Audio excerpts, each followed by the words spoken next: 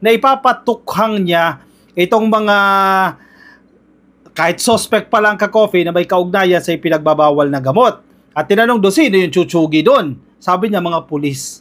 Oy, ano yan? Joke ba yan? O seryoso? Kasi dalawa yan. Kung seryoso siya, umaamin siya. And I think mukhang totoo yung sinasabi niya. Seryoso yan at hindi joke yan. Alam mo kung bakit? Kasi kung joke yan, walang 30,000 Pilipino na machuchugi kahit suspect pa lang natsugi nila. Aba, dapat talagang managot si Digong yan. Itong statement ni Enrile napapanahon dahil medyo lumuwag po ang Pilipinas pagdating sa pakikipagtulungan sa International Criminal Court. Mukhang tutulong na talaga itong gobyerno kasi sinabi nga ni Lucas Bersamin, once na itong ICC, idaan nila yung kanilang warrant of arrest sa Interpol, aba hindi pwedeng i-disregard yan ng gobyerno ng Pilipinas. Sige, labas kayo mga DDS Sagutin ninyo itong tanong ni Enrile. Si Enrile nating to lose na ito kasi matanda na ito Wala nang political career na iniiwanan ito. Kumbaga nang real talk na ito. No holds barred na kung magsalita itong si Enrile. Nasa headline po ng Politico.com. Ngayon, January 25 ka-coffee. 26 na pala ngayon, kahapon, no? Ang tanong niya, joking or dead serious? Ano ba? Seryoso ba talaga? O joke lang? Enrile questions Rody Duterte's pagtsugi. Wag natin sabihin yung term na KILL. Pagtsugi sa 5,000 in drug war remark. Kasi sinabi ni Digong yan Actually, hindi lang naman dito sa biography sinabi ni Digong yan. Marami pa. Sa mga interviews niya sa media, very vocal itong si Digong na pagpapapatayin niya raw yan, pagchuchuguin niya raw yan. At totoo nga ang nangyari, 30,000 na Pilipino ang natsugi, kahit suspect pa lang dyan, hindi nabigyan ng proseso, ng process o due process. Sabihin na naman ng mga DDS, ikaw ka-coffee, gusto mo ba yung mga addict nandyan sa kalsada pakalat-kalat? Definitely ayaw natin yan. Pero kailangan natin sumunod sa ating konstitusyon na hindi ka pwede basta-basta tsumugi ng gusto mo. Diba? Kung yan ay nagtutulak, kung yan ay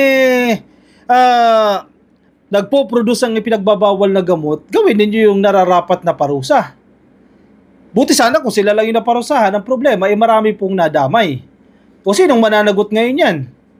Yung taho vendor. Yung tendera sa palengke, siya ang mananagot. Hindi. Kung sino yung mastermind ang dapat managot yan? Kung sino yung ugat? Sino bang ugat yan? Si Digong.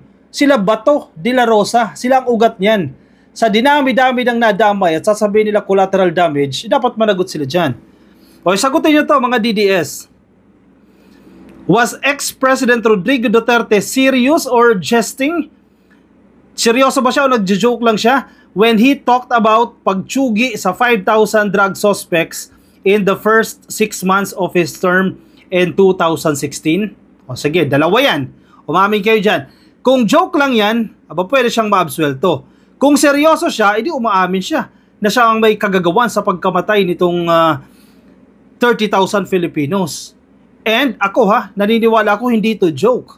Dahil hindi joke yung buhay ng 30,000 Filipinos, not pesos, Filipinos na chinugi. Hindi yan joke. Kaya pa naging joke yan. Kumitil ka ng buhay ng 30,000. Joke ba yan? Definitely hindi yan joke. So ito mga pag-amin ni Digong, ano ba yan? Yabang lang ba yan? Definitely hindi rin.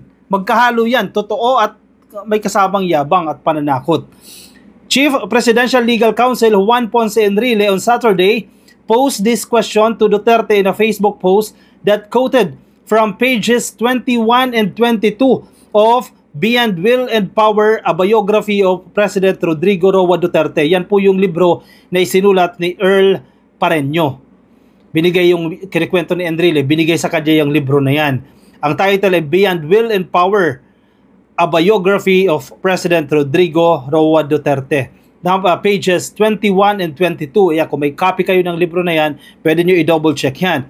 Enrile focus on a meeting between Duterte, Pareño, ang abogadong si Levi Baligod, si Pat May Rui Vivar, at si John G. Galinzoga at the Business Center of the Marco Polo Hotel dyan po sa Davao City on November 2015. Yan, mga detalyado. Pwede ba magamit na ebidensya yan? Pwede siguro magamit as a reference ito. Bagamat nagsara na yung hotel na yung Marco Polo Hotel. Yan, November 20, 2015. Biography ito, ka-coffee pwede maging reference yan. Dito, inamin ni Digong. Siya mismo ang nagsasalita, kino-quote siya ng kanyang mga statement na pagchuchuchugiin niya yung mga tao na yan. Duterte talked about his plans to run for president as he expressed dismay over the Senatorial Electoral Tribunal's junking of the disqualification petition against Senator Grace Poe from the 2013 polls. Actually, mura siya dyan. Alam naman natin si Digong na palamura yan, di ba? Wala namang ginagalang yan kahit nga ang Diyos minumura yan The then Davao City Mayor said he will prioritize the country's problem with illegal drugs and corruption as he expresses his view that all of the country's more than 42,000 barangays each had its own drug lord. Pero, di ba, nakapagtataka? 6 na taon nang ginawa yung tukhang na yan. O sige, naputol yan midway. Ano nangyari? Hindi dapat sana malinis na yung Pilipinas ngayon. Di ba nagsibalik din? Kasi yung solusyon na tukhang hindi effective. Tsumugi lang kayo ng tao pero hindi effective yung tukhang na yan.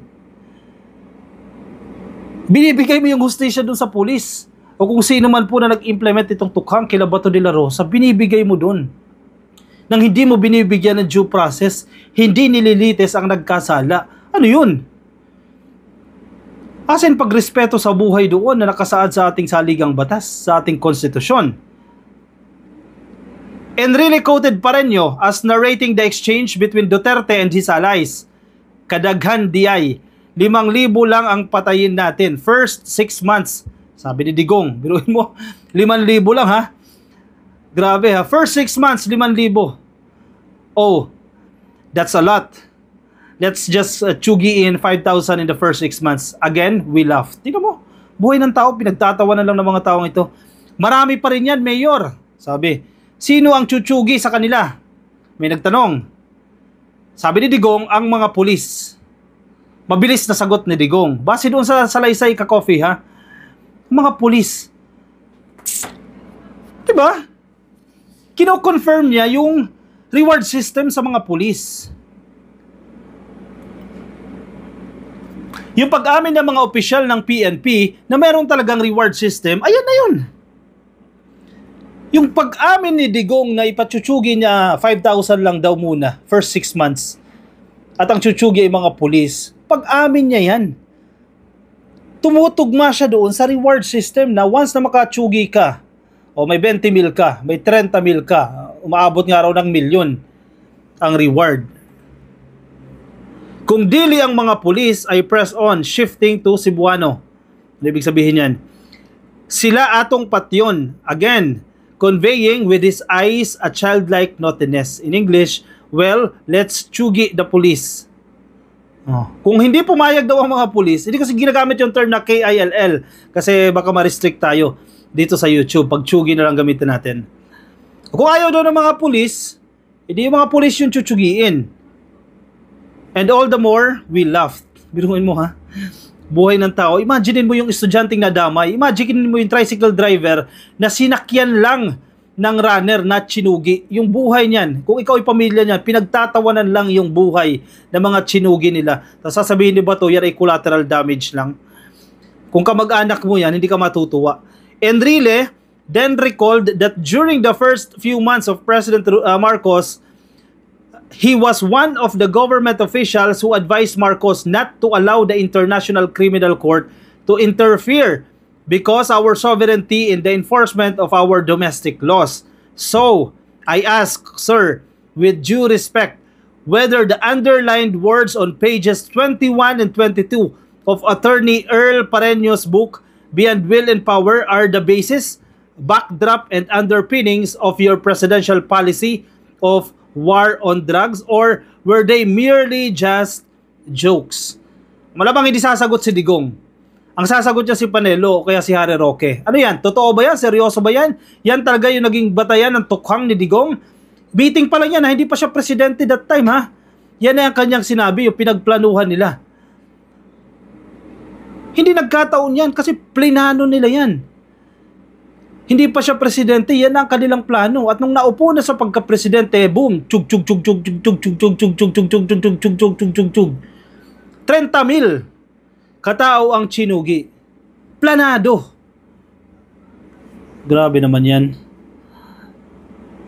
O baka joke lang yan, sabi ni Enrile. Joke lang ba yan o seryoso? Pero si Enrile, yung gusto niyang palabasin doon sa kanyang post, mahaba yung post ni Enrile.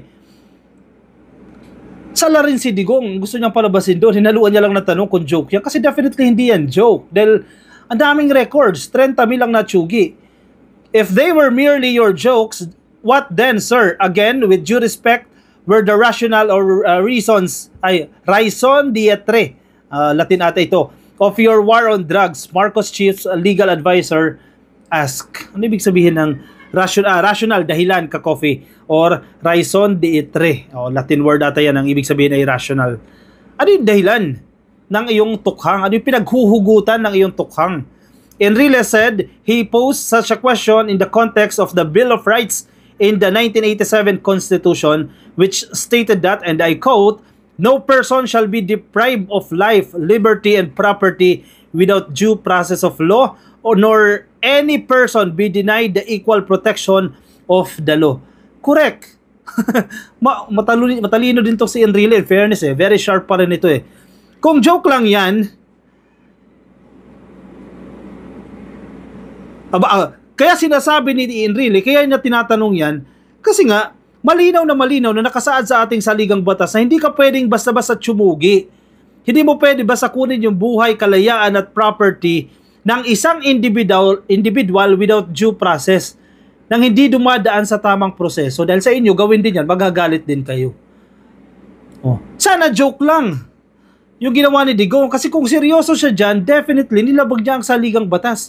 Nanagot ba si Digong? Until now, hindi siya nananagot. Presidente siya, paano siya mapapanagot that time?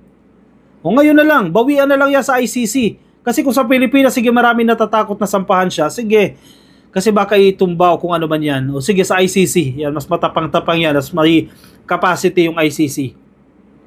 He added that the oath of office that the President promised to uphold during his inauguration also stated that the President will, and I quote again, faithfully and conscientiously fulfill, unquote, his duties, and I quote again, preserve and defend its constitution, execute its laws, do justice to every man, and consecrate myself to the service of the nation, end of quote. Nilektura na kayo ni Enrile. Nanumpa si Digong, gumanyan siya, nanumpa siya, do solemnly swear na puprotektahan niya ang konstitusyon, faithfully and conscientiously fulfill my duties, preserve and defend its constitution, execute its laws, do justice to every man. Yan ba ang ibig sabihin yan? Tsugiin mo yung estudyante? Do consecrate myself to the service of the nation. Serbisyo ba sa bayan yan? Pagmamahal ba sa bayan yan?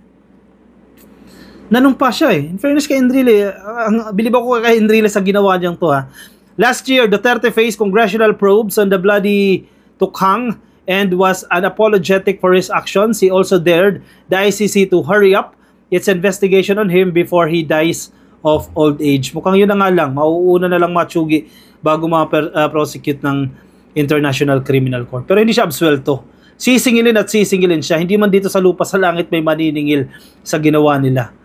Tsumugi ka ba naman ng 30,000? Yung 30,000 na chinugi mo yan?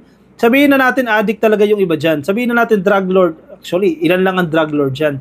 Dahil karamihan dyan, yung mga matataas, hindi ba nila chinugi? Yung mga nasa baba lang naman ang chinugi nila. Ilang pamilya yan? Ilang asawa meron yan? Ilang anak meron yan? Ilang pinsan, kamag-anak, tatay, nanay na nawalan, binawian ng buhay. Ang masaklap, mga suspect pa lang yung mga yan. Hindi binigyan ng due process against our constitution. Kaya wag yung irason na ikaw ka-coffee, sabihin ninyo, gusto mo ba nandyan yung mga addict na yan? Ayaw natin yan. Pero, ano yun? Nilabag mo yung batas, nilagabag mo yung konstitusyon, gano'n na lang yun dahil kayo yung nasa pwesto at bato. Digong, dahil kayo yung nasa kapangyarihan, pwede nyo gawin ang gusto nyo gawin. Diba? Kung sa inyo gawin yan, hindi matutuwa yung mga kamag-anak nyo. Simple lang yan Ay nako, manisisingil din kayo.